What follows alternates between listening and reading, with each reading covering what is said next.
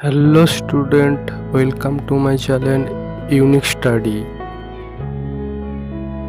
আজ আমি class 12 on killing a tree English line by line বাংলায় অ্যানালাইসিস করব।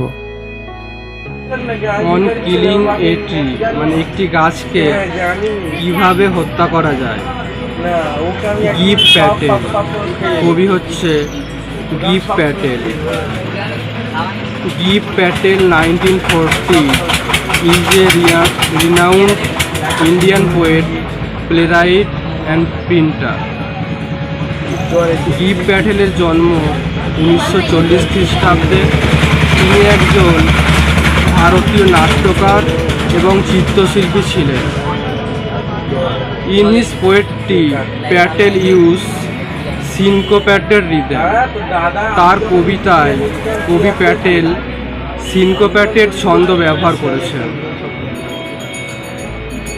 হি bring the flavour of everyday speech in his poetry.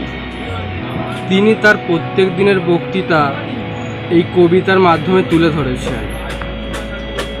Some of his notable work are mirroring how do you withstand body 1976। তার উল্লেখযোগ্য কিছু গল্পগুলো হলো mirroring, how do we withstand body, যেটা 1976 খ্রিস্টাব্দে প্রকাশিত হয়েছিল। The poem is about the harm done to the environment by human beings. গল্পটি এখানে পরিবেশকে মানবজাতি কিভাবে ক্ষতি করছে সেটি এখানে দেওয়া আছে। In a voice of sarcasm and irony, the poets speak of man's violence and impatience toward nature। এবং এখানে দেখানো হয়েছে কিভাবে কবিতায় প্রকৃতির প্রতি নিষ্ঠুর ব্যবহার করা হয়। The poem is written in 3 verse. কবিতাটি লেখা হয়েছে মুক্ত ছন্দে। It takes much A time to kill a tree. একটি গাছকে হত্যা করতে যথেষ্ট সময় লাগে। Not a simple jab of the knife will do ইট। কেবলমাত্র একটা ছুরির সাধারণ আঘাতে এটা করা যাবে না। তাহলে একটি গাছকে হত্যা করতে অনেক সময় লাগে, শুধুমাত্র একটা ছুরির আঘাতে সেই গাছটিকে হত্যা করা সম্ভব নয়। It has grown slowly consuming the earth.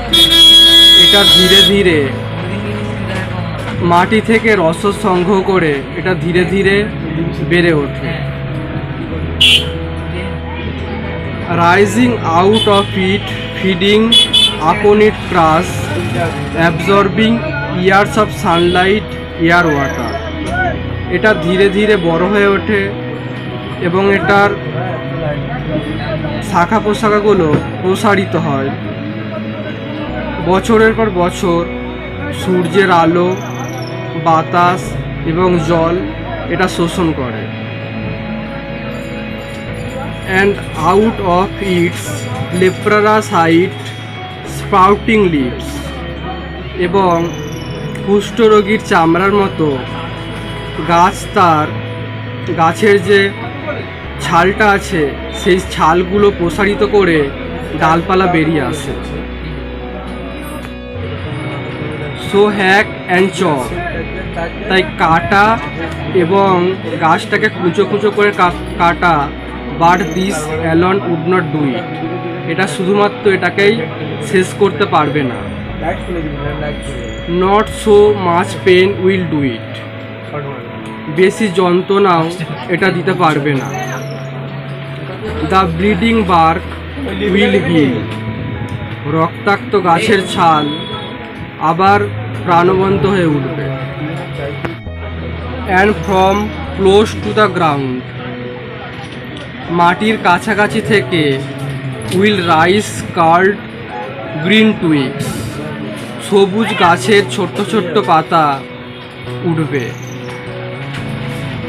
Miniature বাউস, অসংখ্য ডালপালা, অসংখ্য শাখা পোশাকা গজাবে। Which if unchecked will expand again, যদি এটা অক্ষুণ্ণ অবস্থায় রাখা যায় গাছটি আবার ধীরে ধীরে বেড়ে উঠবে। টু ফর্মার সাইজ, আগের অবস্থায় আবার গাছটি বেড়ে উঠবে। তাহলে গাছটি যদি কাটতে কাটতে রেখে দেওয়া হয়, সেখান থেকে ছোট ডালপালা গজাবে এবং সেটা আবার আগের অবস্থায় গাছটা ফিরে আসবে।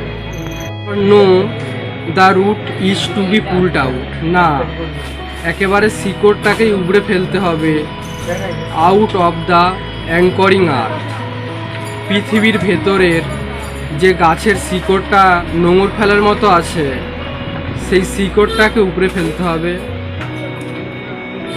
ইট is to be roped tight, এটা দড়ি দিয়ে শক্ত করে বাঁধতে হবে, তারপর টেনে হিঁচড়ে তুলতে হবে। And pulled out and snapped out or pulled out entirely, এবং এটাকে ওপরের দিকে টেনে তুলতে হবে, অথবা এটার পুরোপুরি গাছের পুরোপুরি ভাগটাকেই তুলে ফেলতে হবে। Out from the earth cave, পৃথিবীর নিচের গর্ত থেকে সেটাকে টেনে তুলতে হবে। And the strength of the tree exposed, তখনই গাছের শক্তি নিহত হবে, গাছের শক্তি হারিয়ে যাবে। The source white and wet, গাছের উৎসটা হলো সাদা এবং ভিজে, গাছের যে শিকড়টা নিচে থাকে সেটা সাদা আর ভিজে হয়। দ্য মোস্ট সেন্সিটিভ, সব থেকে সংবেদনশীল সেই অঞ্চলটা হয় গাছের শিকড়। Hidden for years inside the earth, যেটা পৃথিবীর নিচে বছরের পর বছর লুকানো অবস্থায় ছিল, সেই অংশটা বা গাছের শিকড়টা গাছের সব থেকে সংবেদনশীল অংশ।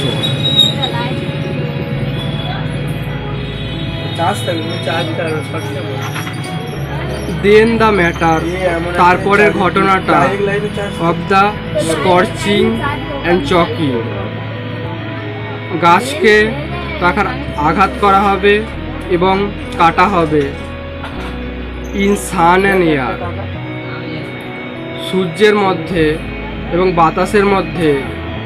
ব্রাউনিং অ্যান্ড হার্ডেনিং, গাছটাকে সূর্যের মধ্যে বাদামি রঙের করা হবে এবং সেটাকে শক্ত করা হবে।